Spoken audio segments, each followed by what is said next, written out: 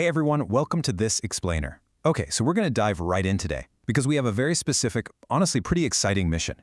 We're going to uncover the insider secret behind one of chemistry's most heavily tested, frequently occurring reactions. Seriously, if you've ever stared at a test paper and just wondered why examiners seem absolutely obsessed with certain equations over others, well, you are in exactly the right place. We're going to decode the anatomy of a classic exam question, completely master it, and figure out exactly why they love it so much. I want you to think of our scientific journey today as sort of a high-stakes detective case. We are peering directly into the examiner's mindset. What makes one specific chemical reaction a test maker's absolute favorite? Like, why do they keep coming back to the exact same setup year after year? Well, to crack this case, we first need to look at the fundamental rules of the game. We've got to start with the foundational mechanics at play before we can really appreciate the complexity of the test maker's favorite trap. Part 1, the opposite of combination. So, a decomposition reaction is literally the exact opposite of a combination reaction. While combination builds things up, decomposition is kind of the great unbuilder of chemistry.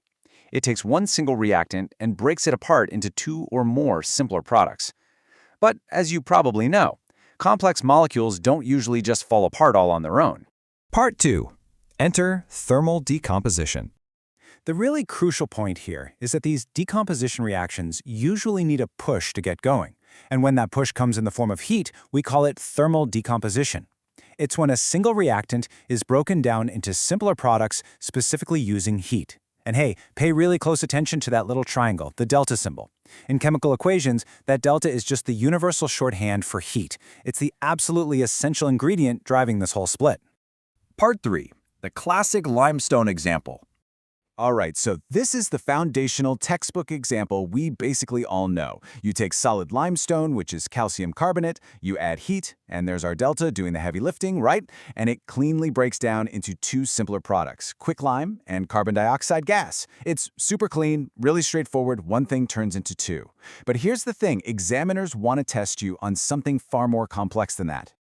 Part 4, the examiner's favorite question. Let's pivot directly to the core focus of this explainer. Why is the decomposition of FeSO₄, ferrous sulphate, universally loved by examiners? Seriously, why does this specific setup appear on basically every exam? To figure out why this is their ultimate go-to tool for testing your knowledge, we really need to dive into the chemistry itself. Part 5, decoding the FeSO₄ reaction. Now, what's genuinely fascinating about this reaction is just the sheer amount of chemical activity happening from a single starting material. We start with solid ferrous sulphate. We apply heat, denoted by our trusty delta symbol, but instead of just splitting into two things like our limestone did, this single solid reactant yields three distinct products. We get solid ferric oxide, plus sulfur dioxide gas, plus sulfur trioxide gas. Just think about that from a test maker's perspective for a second. It's an absolutely fantastic way to test if a student can properly balance a complex equation that results in multiple gaseous products. But you know what? That is actually only half the story. Check out the dramatic physical shift happening here. Before heating, our ferrous sulfate crystals are a really distinct green color. But after heating, the ferric oxide product is this reddish or brown-red powder. And honestly, even more dramatically, we go from having absolutely no distinct smell to suddenly releasing the very strong, highly specific smell of burning sulfur. And that is all thanks to those SO2 and SO3 gases. So we've got a massive color change and a major olfactory change happening at the exact same time. And boom, here is the big secret revealed.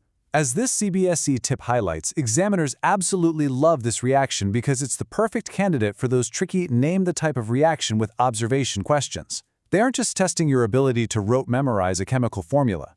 No, they're testing your ability to actually link that formula with highly specific dramatic sensory observations. It proves that you don't just know the math of the equation, but you genuinely understand what is physically happening right there in the test tube. So how do we actually use this knowledge to completely master this beloved exam question? Keep these exact steps locked in your memory. First, confidently identify it as thermal decomposition.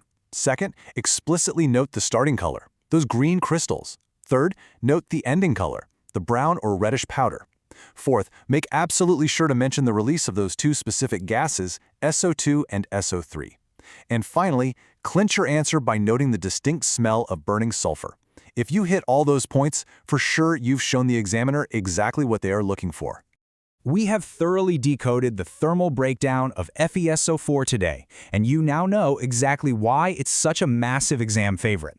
But before we wrap up, I want to leave you with one final thought to ponder. Heat, that delta symbol we've spent so much time on, is actually just one way to force a reactant to break apart. The truth is, not all decomposition needs heat. So what are the other two types of decomposition reactions lurking out there in the chemical world? Well, that is a mystery we'll have to uncover next time. Thank you so much for joining me for this explainer.